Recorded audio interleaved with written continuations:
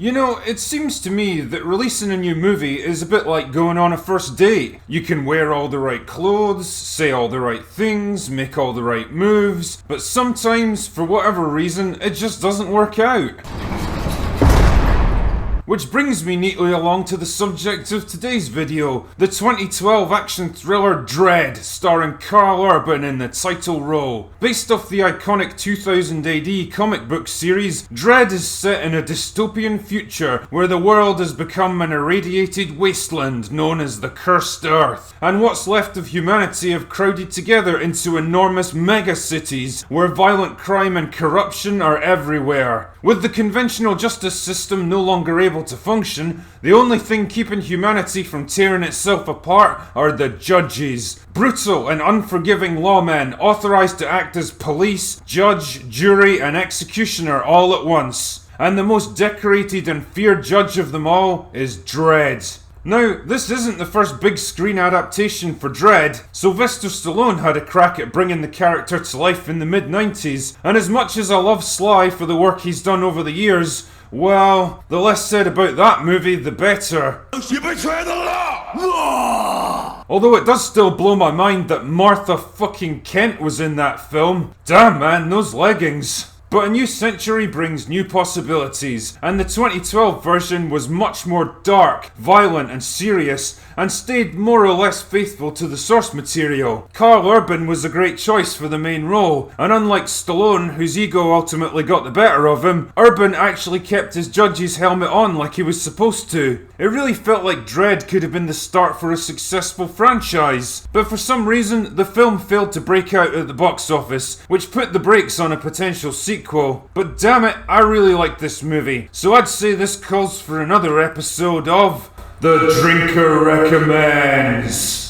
The movie kicks off with the brutal murder of 3 drug dealers in a crime-ridden apartment complex in Mega City 1. When Dredd and his rookie partner Anderson are sent in to investigate, they get trapped inside by the ruthless drug lord named Mama, who runs the place. And with hundreds of gang members out to collect the bounty on their heads, they're forced to fight for their lives as they try to take down Mama. And that's it, that's basically the plot for Dredd. And to be honest, that's all it fucking needs. This isn't a complex psychological drama that examines the destructive contradictions of the human condition, or a pretentious allegory for the breakdown of trust in a relationship set against the backdrop of a Midsummer's festival in Sweden. Midsummer is still shit, by the way. It's a violent action film about a brutal, uncompromising man demolishing everything and everyone in his path in his single-minded pursuit of justice. It's not complex because it doesn't need to be, and I'm fine with that. Believe it or not, there's an elegance to be found in simplicity, and the worst thing that you can do as a storyteller is to overcomplicate something that doesn't require it. As a smart man once said, if you want to insert a nail into a piece of wood, you don't need to do anything fancy. You just hit the son of a bitch until it's in. And in this case, Dredd hits the nail perfectly on the head. We're given a basic, uncomplicated setup that provides the perfect framework for the desperate action that follows. Dredd and his inexperienced partner faced with overwhelming odds, refusing to back down or give in, and gradually turning the tables in their favour as they ascend the building towards Mama's hideouts. The closer they get, the more she throws at them, from assassins to giant Gatling guns and even rogue judges. None of that shit can stop Dredd though. He's rock solid under pressure, no matter what he's up against. He's cunning and resourceful. He uses the environment to his advantage. He's an expert fighter and marksman, and he's got absolutely no mercy for anyone who stands in his way. And his confidence and authority helps to reassure his wavering partner during tense moments. Wow, a stronger, older and more experienced man helping to guide and inspire a young woman who's frightened and unsure of herself? Damn, imagine the reaction if this movie was made in 2020.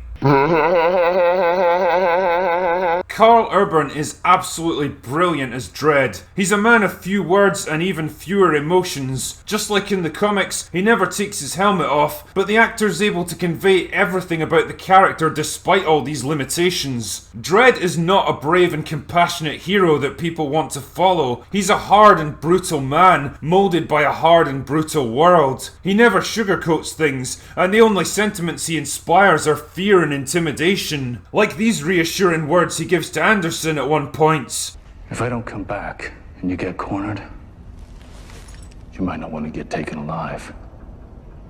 Speaking of which, Anderson functions as a decent counterpoint to Dredd. She's a young rookie judge who narrowly failed her application test, but because she has the very useful ability to read people's minds, they're willing to pass her if Dredd signs off on it. So a lot of their early interactions are about her trying to impress him and worrying about screwing things up. She's kind of naive and more willing to compromise in her application of the law, which doesn't earn her any favours from Dredd. And when the shit hits the fans during a routine drug bust, she's on the verge of panic until Dredd takes control of the situation. But gradually, she grows stronger and more resilient over the course of the movie, learning to trust her own abilities and think for herself. She's able to use her psychic gift to her advantage, and even saves Dredd's life when he's been taken down by a corrupt judge. And by the end, she's managed to do what very few people have been able to. She earns Dredd's respect. I also have to give props to Lena Headey for her portrayal of Mama. After like 10 years of watching her stand there with a glass of wine and the same gormless fucking facial expression in Game of Thrones, it's nice to be reminded that the woman can actually act when she's allowed to. Mama isn't a glamorous character like Cersei, she's scarred and strung out and vicious. Basically, she looks like she's from the East End of Glasgow, except she's better dressed.